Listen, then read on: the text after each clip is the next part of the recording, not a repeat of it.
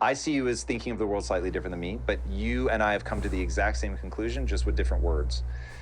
So the words I use are frame of reference. We all have a frame of reference, and that enlightenment would be, if I had a conception of that, it would be your ability to completely step outside of your frame of reference and see things as close to reality as possible.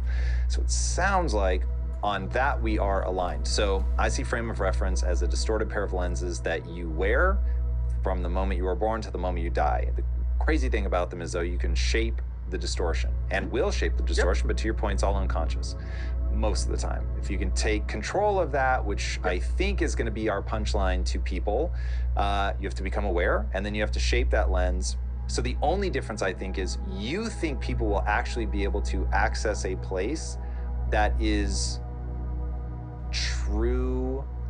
Would you call it true feeling? True. It was like true perception, but that wasn't the word you used. Yeah, so this is what's great, is that no word can describe it. Mm-hmm. So the true state, so there's a state of consciousness called turiya, which is a transcendent state of consciousness. So it is a state that is beyond mind. And that state of consciousness is described. Will you let me, is it a state beyond the distortions of the mind? Beyond mind entirely. What does that mean? Great question. So let's talk about science for a second. Yeah. So if you look at mental illness, or just illness in general, right? So let's talk about medicine. So the whole idea in medicine is that there is a pathology. So pathology is there's some part of your body or mind that is malfunctioning, okay? So we can say that, let's say I have an autoimmune disease. So this is a case where my immune system is not functioning the way that it's supposed to. So that's why we call it an illness.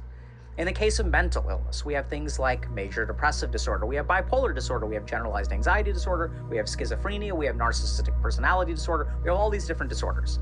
And the whole idea is that in our mind, there are lots of different things that can go wrong. Our sense of identity can go wrong. This can result in narcissism. Our ability to regulate our affect or mood can go wrong. This can result in bipolar disorder or a mood disorder. Our ability to Everyone's mind has the ability to look into the future and anticipate problems. When we lose control of that function, this is when we have anxiety. So we're seeing problems everywhere, and no matter how much we think about it, we're anxious, we're anxious, we're anxious. So these are all differences, different pathologies in the mind, right? This is what medicine says. So then comes meditation. Now, meditation is really interesting, because generally speaking in medicine, we don't have one treatment for all things. If you have high blood pressure, we're going to correct your blood pressure. We're not going to give you an antibiotic. If you have an infection, we're not going to give you chemotherapy. We're going to give you an antibiotic. And in the same way, when it comes to the treatment of the mind, we have a lot of different medications. We have different psychedelics now, ketamine, whatever. We have different kinds of psychotherapy. We have evidence-based support that certain psychotherapies are effective for certain malfunctions of the mind. So mentalization-based therapy or dialectical behavioral therapy is very good for people with borderline personality disorder or narcissistic personality disorder. Cognitive behavioral therapy is very effective for people who have mood disorders. We have all kinds of different stuff. Now, so then the question becomes, okay, if we have different problems, right? So if I have a car that has a flat tire, an oil change isn't going to fix it, right? So now the question becomes, how can it be that meditation is an evidence-based treatment for all mental illnesses? How is that possible? And the answer is that it transcends mind. It moves so far, the whole point of meditation is we move beyond mind entirely. So you can have any kind of problem in the mind and it won't matter because we're stepping outside of it. It's like you can have any kind of problem in your car. You can have a flat tire, you can have an engine that's broken, but if you take a helicopter, none of the problems of the car affect you. So this was something that is very, very important to understand, is that if we transcend mind entirely, all of these problems in the mind will get fixed. And this is what confused me so much. So when I was, studying to become a psychiatrist, I looked at all these yogic texts, and I had, piles of them from 7 years of studying in India and South Korea and Japan. And I looked at it and I was like, where's all the mental illness stuff? They have all these yogic texts where they go into so much detail about the way that the mind works, but they never talk about depression. They never talk about anxiety. And that's when I realized, oh, that's because they transcend mind entirely. They just move completely beyond the phenomenon of mind. And if you can do that, whatever problem exists within the mind becomes completely irrelevant because you've just bypassed the whole phenomenon. Does that make sense? I understand. So you had a question about, because I think you had asked me something about consciousness or mind. Your position is that through meditation, we are able to transcend the mind. The mind is different than the brain, that people are trapped behind, that makes them be wrapped up and not understand their divinity. Yes and no. So the mind is not the problem. It is just one part of us, right? So when we misidentify fully with the mind, that's the problem. So it's this idea that we believe we are our mind, but we're Yes. not our mind. Okay, who's the we? What do you mean? When we, So are you your mind? yes, Does the mind have a physical form? yes, What is the physical form of the the mind? brain. It's way complicated. The brain, the Are heart, you the... your hand? Yeah, you could cut off my hand and I would probably experience life with very little difference. But if you transplant somebody's heart, the recipient will make noises about like, hey, I feel like I'm adopting the person's personality. But I have a feeling that just like if you give somebody's microbiome to somebody else, it impacts them. So I don't think it's as simple as just the brain, but I don't believe there is anything that does not, that isn't a hologram created by biology. So the sense of self is a hologram created by biology. That is my thesis. Okay, so fair enough. So then, right, so you're defining, so if you define the mind as anything you are capable of experiencing, right? All experiences are understood in the mind. So you cannot have an experience outside of mind. That is correct. You cannot have any experience that exists outside of the brain. That's more grounded in what I mean. When people hear me say that, they're going to be probably more mad because I think some people believe there's something beyond the brain. I really do not. So I think that this is, it's a really fascinating, and it just depends on whether you want to go here or not. I want to go here so badly. Okay. It's one of the things I was most excited to talk to you about. So I think I used to agree with you, and even now I agree with you. So like I understand the neuroscience of it. Yep. I think the key thing is that as we have some transcendent experiences, so like you can have experiences that will shape your understanding of reality. Question. Yeah. Does transcendent mean where I have broken past my mind? I would say yes. Okay. But let's understand that we can biologically induce some level of transcendent experience. Through drugs? Yes. Or not just drugs, through meditation, right? So Okay. so we can do things like we know that, for example, like I said, temporoparietal junction, you can electrically stimulate the temporoparietal junction and you can have an out-of-body experience. So this is where things get kind of tricky because there's a different way of kind of looking at things, which is not that life is all reduced to biology, but that biology is one layer of existence. So it's just a different way of looking at things. So if you look at something like a family, okay? So a family is not something that is a physical object, right? It is like a conception or an abstract thing. So now the question kind of becomes, okay, if we think that this family is not a real thing, but it still has utility. So like this almost gets into philosophy, which is not actually what I'm interested in because I'm kind of focused on individual experience and growth and stuff like that. So it's really about practical applicability. But if you kind of get to like, what is the nature of a human being? There's this kind of going back to the original point of how do we get there, right? So how does a human become enlightened? So you go through a series of practices to peel away prior layers of mind, because if you kind of think about what is your mind, so you can say that it's consciousness too, but the yogis would separate out what you call mind into two pieces. And they would say that mind is what thinks, it's what has emotions, it's what has memories, but your fundamental subjective experience of you, they define that as outside of mind. Now, this is also where things get really weird because you can make a biological reductionist argument that we have no physical evidence for subjective experience outside of the brain, which is fair enough, but that presumes that there are no layers of existence that are not physical. Does Does that kind of make sense? That there are ways to understand the mind that may make it easier to get out of the trap.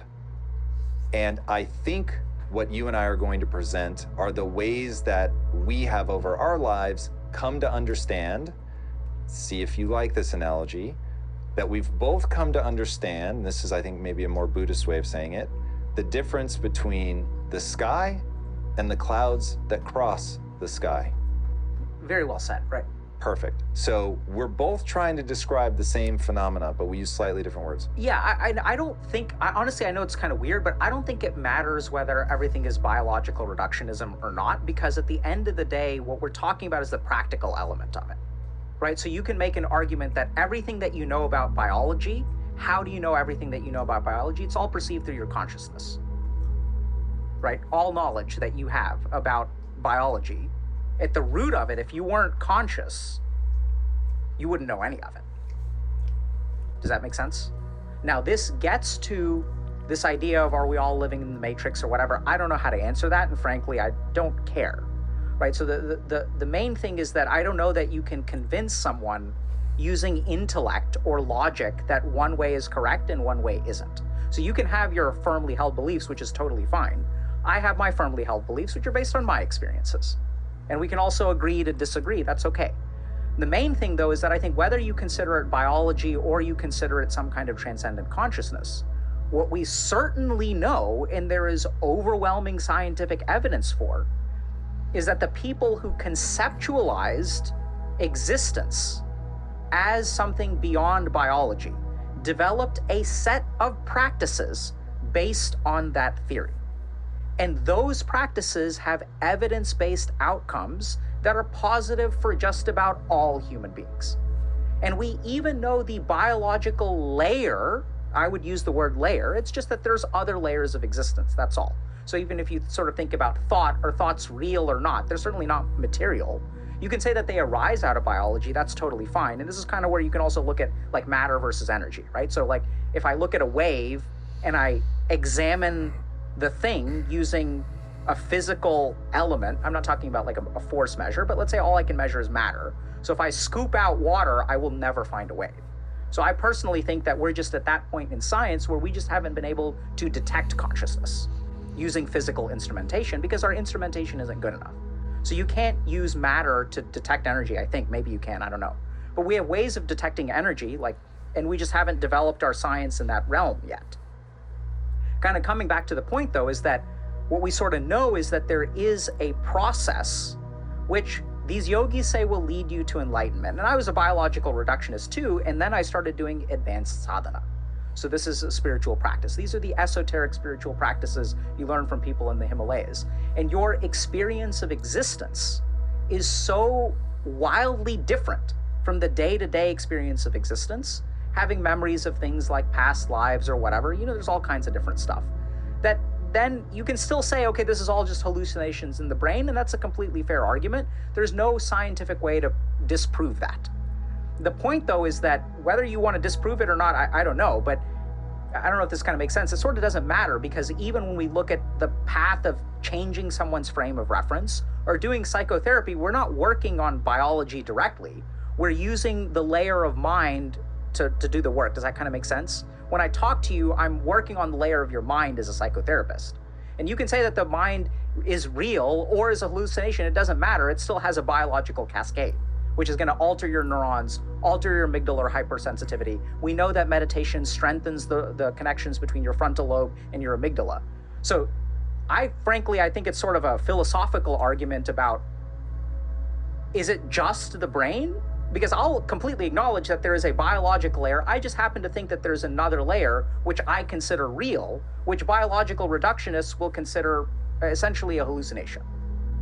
But it doesn't matter, because the methodologies still work, and we have scientific proof of that. You are living inside of a delusion, whether you think of that as the mind with its trappings, or you think of that as a frame of reference with its trappings. No human being, in fact, every human life is going to be defined by your ability to see through the distortion to something with predictive ability. And so while you and I use very different words, as I was listening to you, it really feels like we are very much describing the same thing. And again, gentlemen, we're trying to help you get to a better place. So to get to that better place, you have to identify the distortions. We know that they are born of what you call the mind, what I call frame of reference, which I'm perfectly happy to use mind, certainly as I view it. Whether we're unlocking higher states of consciousness that are no longer tied to biology, we both agree. It doesn't really matter. We're just trying to get to your mind works a certain way, creates distortions that can be somewhat predictable if you look at your traumas and your beliefs and your value system and just what your own personality is like. You can begin to really zero in on these. And that if you begin to pull certain levers, you can change the distortions to either transcend, or to, the way I think about it is, as I mentioned earlier, I see your frame of reference as a distorted lens that can be rewarped. It will never be 100% accurate. I don't think the human mind has the processing power to see the world as it actually is, which would be a set of photons reflecting off you at certain wavelengths and certain amounts, right? That's what I'm actually seeing. I don't perceive that. I perceive it as you wearing a gray shirt, right? So it's a hyper simplified version of the world.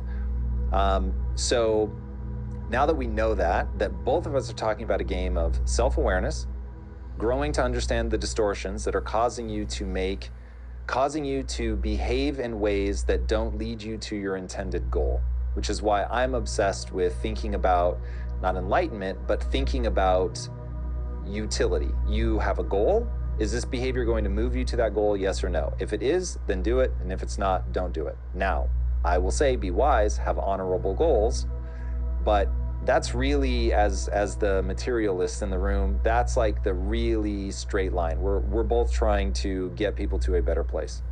Yes? Sure. Okay, so now let's come crashing back to earth. If you had to define what a life worth living is made of, what elements would you say apply?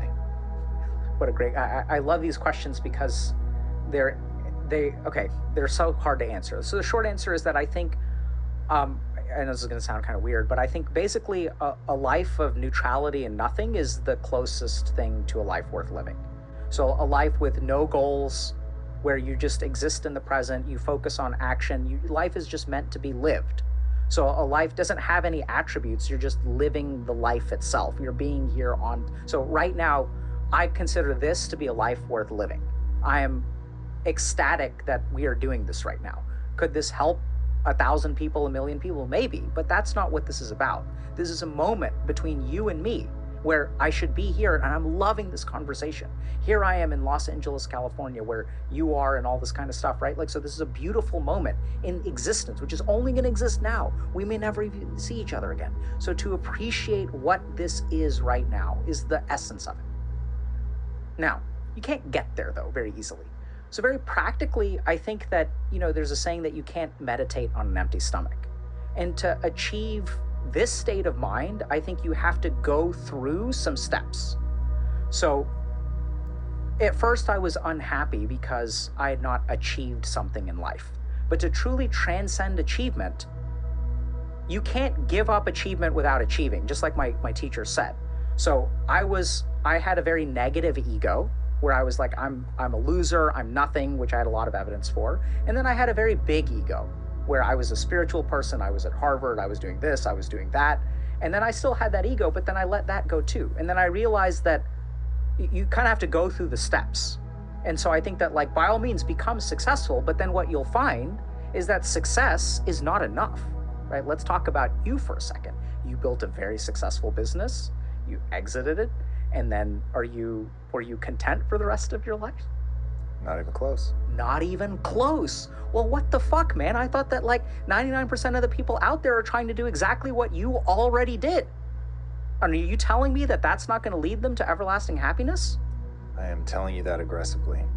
Exactly. So first you don't have achievement, and then you attain achievement. And then you realize that attaining achievement isn't going to be enough. Then you can truly transcend the phenomenon of achievement. To be a loser and to be successful. Then you realize that I realize I'm the same person. I piss the same way I did. I shit the same way that I did. I still struggle in the same ways that I used to. That's life. I'm successful. I'm not successful. I'm the same piece of shit that I was back then. And I'm the same awesome guy that I am now. You're always you, right? And this is hard to understand. So I think that, like, in terms of building a life worth living, I think by all means have your goals, right? Like, adopt your frame set shift, achieve those kinds of goals. And I work with a lot of people who are high performers, billionaires, CEOs, whatever. But I also work with degenerate gamers, people who are in jail, people who are homeless, right? And all their struggles are very similar. I think what makes us human is much more shared than it is different. I've seen people who are homeless who are suicidal, and I've seen people who are multimillionaires who are suicidal. And so by all means, chase all your goals and achieve them, but achieve them with awareness. Don't get so caught up in them. And also try something else, right? So if you've been chasing goals your whole life and it's not bringing you happiness, pause and think for a second. Can you just enjoy a simple day? When you say, what is a life worth living? I would ask that to all of your listeners. Take the best days in your life and look at what are you doing that day. What is a moment worth living? What is your favorite moment? Is it winning a video game? What is the price that you pay for that? So just look at yourself, because you can't build a life worth living. All you can do is live a moment worth living. And then theoretically, if you add those on, you'll have a life worth living. But even I don't agree with that. I imagine you will, but that's okay. Yes. I do believe in having some scaffolding. I think that there is a formula for a life worth living, which I always call fulfillment. The reason that I think that's the right place to go, if you remember, my North Star is human flourishing. The only mental state that is positive, that can survive even grief, is fulfillment. So then the question becomes, okay, what is fulfillment? Because ultimately fulfillment is just a neurological state, which I'm sure if I knew the cocktail, I could induce it chemically. But to induce it naturally— Heroin in your veins. I don't know. I've never done heroin, so I can't say, but maybe. But the things that you would need to do are, you have to work really hard to gain a set of skills that matter to you for whatever reason, that allow you to progress and get better in serving not only yourself, but other people. If you do all of that, I think the algorithms that are running in your mind that were put there by evolution, you will just feel a deep sense of profound well-being. Now, there are a lot of traps and there's a lot of distortions that most people fall to as they try to do that. The number one is thinking that, oh, I'm going to help this many people and I'll feel good about myself. I'm going to get this award and I'm going to feel good about myself. I'm going to get so good at this thing that I make a lot of money and I'm going to feel good about myself. All of which are distortions, traps. They are not going to get you anywhere. But I'll be very curious. So in fact, one thing, I feel like I've said this behind your back, even though I never had you in mind when I said it, but I've always said that I keep in my back pocket Buddhist style detachment. I've never been a monk, but dude, early in my life, from the time I was like 15 or 16, I called myself a Taoist. Like, that was my thing. Like, I was about it. I was like an inch short of getting a minor in Eastern philosophy in college. Just really, really captivated by a very orthogonal way of thinking to how I had grown up. And reading the Tao Te Ching, I felt like, yo, this was written by Yoda from Star Wars. Like, this is the greatest shit ever. Like, obviously, George Lucas basically just stole from Taoism and Buddhism in the way that Yoda presented his philosophies, but they always struck me as so profoundly useful. So in going through all of that, I came to a tourist's understanding of what detachment would look like. And that always felt like the wrong path for me, because I wanted to do the other side of that coin, which was to engage as deeply as humanly possible without worrying at all about the outcome. And so— That is detachment. That's not the tourist version. That's the real version. Interesting. So a monk, which is my sort of visualization of what I was calling real detachment, is they're not eating that bag of chips. They are not striving to be the greatest of all time. They're just trying to be here in the present moment, to remember the beauty of a pebble. That's not how I'm trying to live my life. How are you trying to live your life?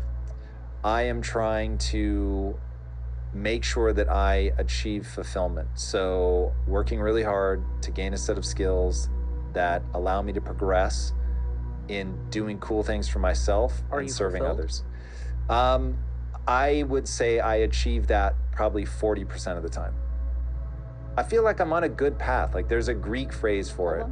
Yeah, please. Are you fulfilled with your lack of fulfillment because you're moving in the right direction?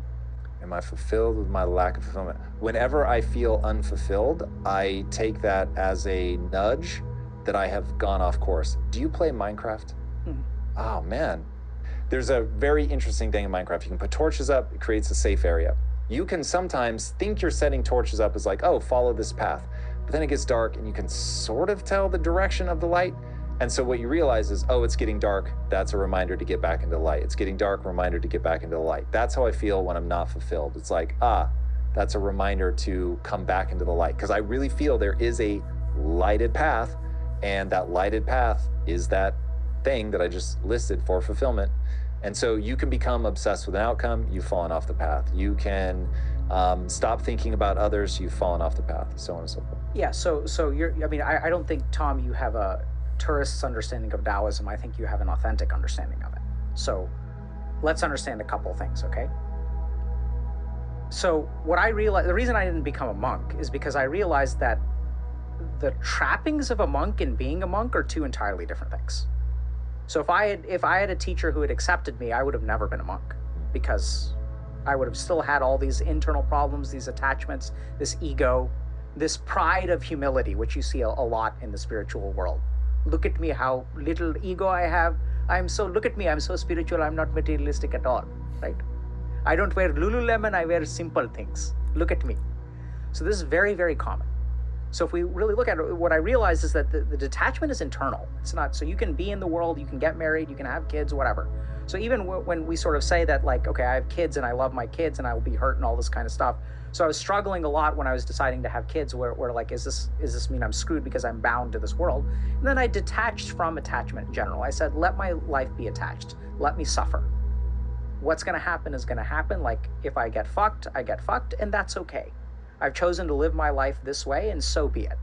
I choose this, right? And so it's weird, but like, it's really great because I'm detached from everything, even though I'm attached. I'm detached to the concept. I'm not hung up on being detached, which is what I used to be. So if you sort of look at even your sense of fulfillment, I think you're very fulfilled. And I think you have a emotional variance.